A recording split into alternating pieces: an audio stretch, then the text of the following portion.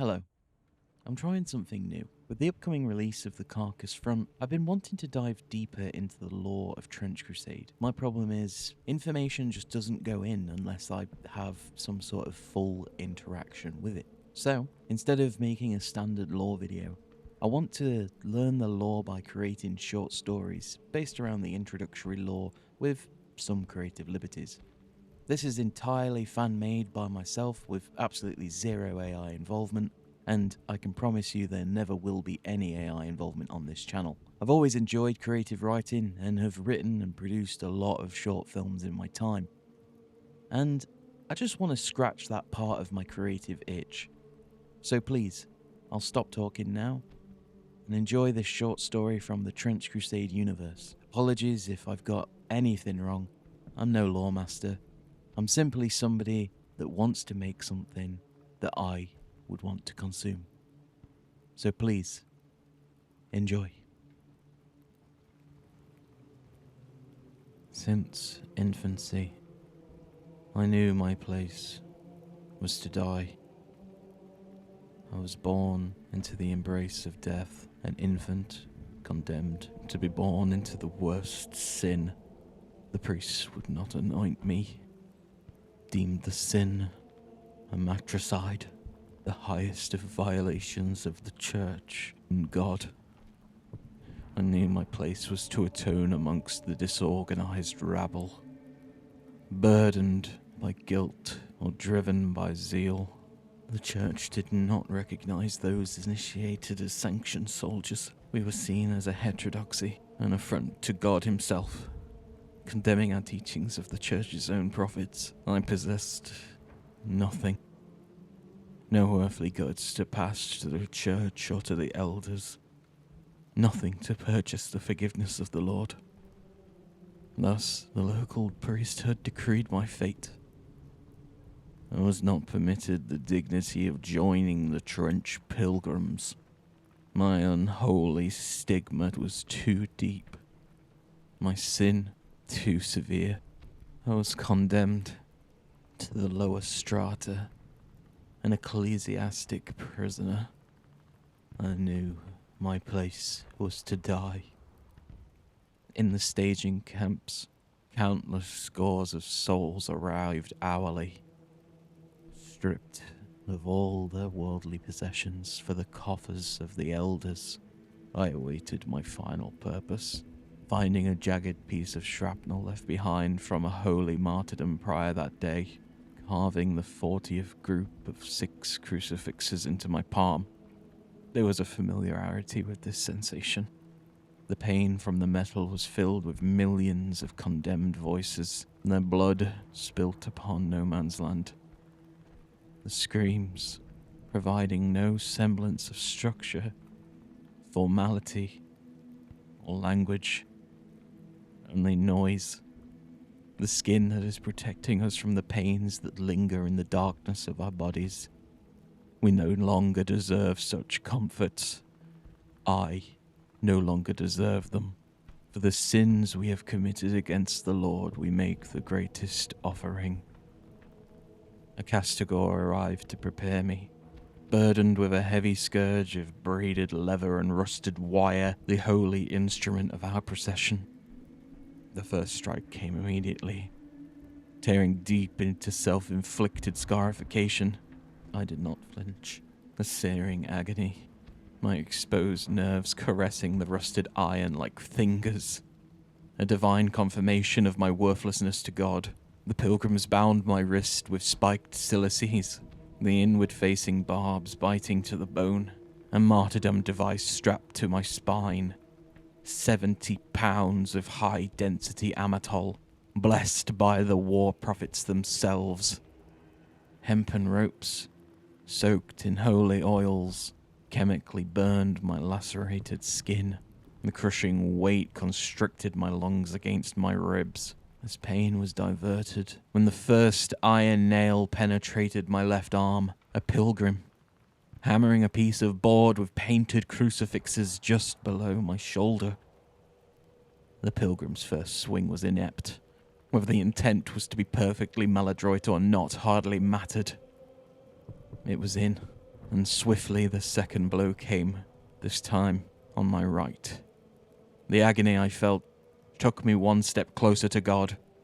I felt its presence, God's love hidden amongst every drop of spilt blood, the searing pain, my flesh reacting to the iron within, nerves constantly caressing the nails like fingers, a foreign object internalized, as if by God himself. I knew my place was to die. I did not wish to have the miracle of sight which was granted to me on the day of the unspeakable sin. I heard the clank before I felt the weight, a suffocating darkness, turning my world into an echo chamber that amplified the horrors surrounding me, before I felt the coarse and jagged innards, piercing, tearing the sinful flesh that once gave me identity. My face was not permitted to see the dim light of heaven again, and neither the heavens were permitted to see my face. The stench of the helmet filled me with disgust. This was not the smell of death that I was so used to. This was not the death of another. This was my death. And the smell that accompanied it was the smell of absolution. It smelled rotten, sickly sweet. I did not like it. I was afraid of it. I had never felt afraid of anything. Fear does not exist in those who are burdened with this path. So why am I feeling it now? It does not matter. The distant sounds of bombs and mortal screams filled the airways. The helmet amplified all of the deafening shells sevenfold. It was harder and harder to hear God in my thoughts. It was harder to hear anything. A distant whistle blew. I felt my legs being forced upwards out of the trench. The strain of other condemned men pushing me and the martyrdom device strapped to my back over into no man's land. The screams of the pilgrims. These were not the screams of horror. These were the screams of the desire for the death of the sinners. For my death. I would go to God on this day as a forgiven man. With my sin cleansed, I plunged into no man's land blind. The mud was a suckling, gelatinous mass of shattered earth and pulverized bone. Millions of miles of rusted razor wire slicing through my shins with every step. The soil drinking my sinful blood like a starved root through the thick iron of the helmet. The war was a deafening, unseen symphony. To my left, I felt the earth tremble beneath the grinding tracks of a shrine Capirote. To my right, the colossal wet thuds of a communicant striding through the artillery fire. In that moment, a noise sucked all the moisture from the air. It was still. It was dead. Not artillery, but a biological vibration that rattled what teeth were left in my skull. The ear-splitting drone of millions of membranous wings, the vanguard of the Order of the Fly. My asthma seeped through the microscopic seams of my helmet. Death was jealous of its stench. The mud beneath me began to boil and groan as the engineered pestilence of the Black Grail digested the battlefield. My mind, insulated by the blessed iron, suddenly fractured. The demonic intelligence had found me. In the pitch black of my helmet, I saw her. Mother stood before me, lifeless, exactly as she had died. Had my sight been gifted back to me? Was this a miracle? Was this God's way of telling me that I am forgiven? In an instant, the body rapidly decayed, the corpse decomposing and reforming in torturous looping nightmares of rotten meat and bone. She reached out and touched my arm. Her fingers traced the crucifixes carved into my palm not an hour ago. My flesh began to bubble, turning into weeping pustules and melting into slush. My cellular structure was starting to dissolve. This entity was using my deepest sin as a psychological weapon as it broke me down. I had only hoped that the pilgrims were prepared to set off the bomb on my back. The entity before me, its whispers growing louder, billions of languages, voices, sins, sinners, amalgamations, lamentations, horror, despair, misery. It was going to end today. I always knew from infancy that I was going to die. I always knew I was going to die right in the eyes of God. No explosion, but a searing pain just below my heart. I could feel its stench upon me, inside me, its hatred bearing down on all. I could not hope for nothing. I needed to not feel anything. I needed to know that I had gone to the world beyond this life. Still, no explosion. I saw God. My own sin as it happened. My mother, constantly ripped apart in front of me as I tore from the womb. And screams of agony were constricting my veins.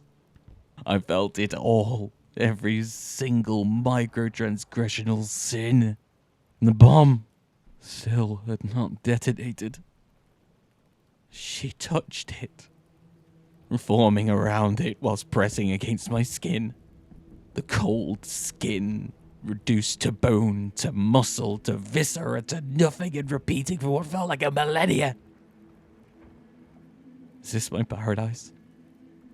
Is this my salvation? No. The weight of the bomb was still a burden on my spine. My entire body threw itself into a fit of agony, as if I was cast into an unholy fire. The heat was unending. It felt like everything, every part of me, every fibre of my being was on fire.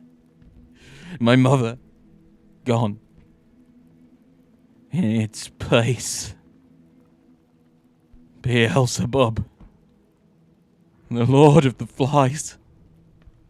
I had heard whispers of his existence, his bitter struggles with the archfiends, the deadly curses that writhed across the lands. No explosion.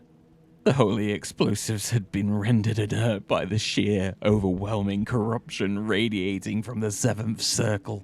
In that moment, true abandonment struck. I knew that my sin was such an abomination to God that I would not be blessed with forgiveness. My body was not going to experience holy martyrdom. I would not be cast into the loving embrace of God. In that moment, a pain brought me back to reality. A living, diseased bullet pierced directly through my ribcage. When it did not feel like a bullet, I had taken a bullet before. I felt its coarse, ribbed body uncoil within my pulmonary tissue. It began actively consuming my innards, liquefying my organs into a warm, wet incubation ground.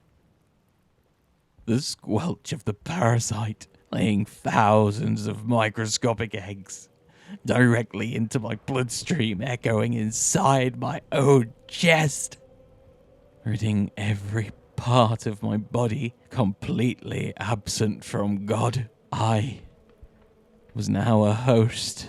The maggots of communion began to hatch within mere minutes, whilst my mind remained perfectly and agonizingly intact. The Black Grail destroys the flesh, but explicitly denies the release of death. I would not enter heaven on this day. My body would rise a thrall of the Black Grail, a fly, my distended torso spilling out infected larvae, a bittersweet irony. A child born of sin, as I was born. I always knew my purpose was to die for God, but I did not know it was this God.